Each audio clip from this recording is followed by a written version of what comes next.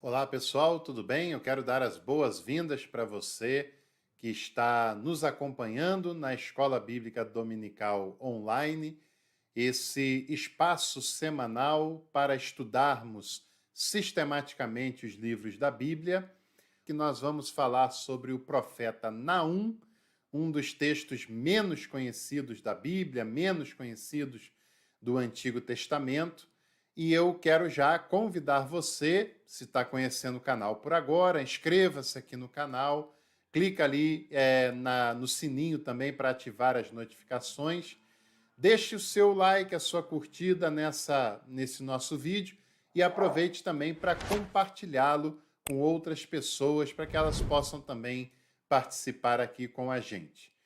O profeta Naum é um pequeno texto dentre os profetas menores, dentre os 12 profetas. Nós estamos caminhando já para o fechamento do Antigo Testamento e sobre cada um dos livros do Antigo Testamento nós temos vídeos aqui disponíveis no canal e vamos até o final, certamente. O livro de Naum tem apenas 3 capítulos. Como eu disse, é um dos menos conhecidos, mas também tem a sua relevância, também tem a sua importância, também faz parte dessa coletânea de profetas, né, que traz sempre uma denúncia, uma palavra contundente, uma palavra firme, com o propósito de trazer aquele povo para o qual o ministério profético se manifestava para uma relação com Deus, uma relação com a sua palavra e uma relação humanizada, principalmente com as pessoas mais simples daqueles territórios onde essas histórias acontecem. O nome do profeta Naum significa o consolado, a esperança da vitória do Senhor, né? Seria o significado do nome de Naum, que é um texto que tem um pouco a ver sobre isso, né? Aquele que é consolado por Deus, aquele que aguarda, que tem a esperança da vitória de Deus, da vinda do dia do Senhor. E por isso também o texto de Naum, ele tem alguns assuntos semelhantes com o texto de Joel, que também é principalmente conhecido pela sua proclamação da vinda do dia do Senhor, né? Do derramar do Espírito, texto esse que vai ser usado por Pedro lá na frente em Atos dos Apóstolos para falar com aquele povo, falar com aquela população que está vendo ali o que está acontecendo e dizer que aquilo é o cumprimento da palavra, da voz profética lá de Joel, né? E o texto de Naum tem similaridades com o texto de Joel, tem similaridades também com o texto de Jonas, e o nome do profeta Naum, a quem sabe muito pouco sobre ele, sobre a sua origem, sobre a sua formação familiar, contextual, mas se sabe que o seu nome significa, traduzindo, é o consolado, aquele que aguarda, aquele que tem esperança na vitória de Deus. Por falar nisso, se sabe pouco sobre os profetas em si, sobre as suas pessoas, né? Principalmente os profetas menores. Tem poucas informações sobre a maioria deles.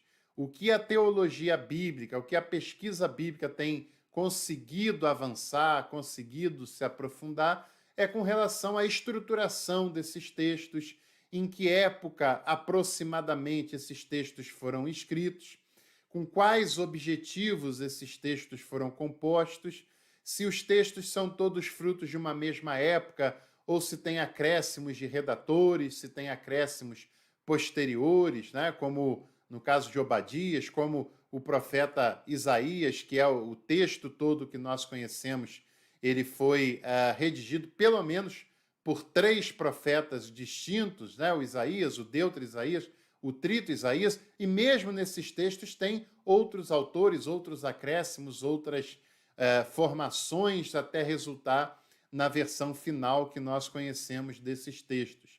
Esse processo é um processo complexo, é um processo que nem sempre é tão simples, mas é um processo também bastante enriquecedor, e enriquecedor principalmente quando nós entendemos, refletimos, pensamos sobre as mensagens que esses profetas têm a trazer através dos seus ministérios.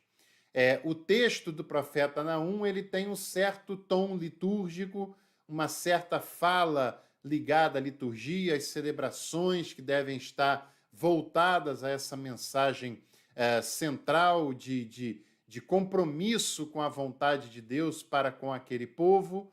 Ele foi escrito provavelmente em torno do ano 660, 663, próximo ao período da invasão da Assíria, a invasão da Assíria, principalmente em Israel, principalmente no Reino do Norte, e que faz um estrago grande naqueles territórios, com aquela população, né, que acaba com a teórica soberania daquele povo. Nunca foi uma soberania propriamente dita, mas que acaba com a sua relativa independência, né, quando aquela invasão acontece.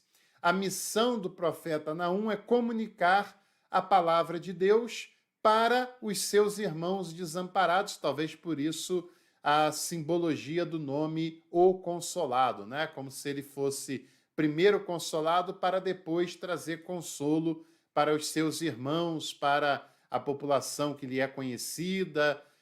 Não é um texto que aparentemente fala sobre denúncias contra outras nações, ou não é o seu foco central, mas o seu foco central é trazer consolo, trazer ânimo aos seus irmãos, aos seus locais que se sentem desanimados e desamparados em relação a tudo que está acontecendo, sobretudo na vivência ali, na iminência da invasão à Síria.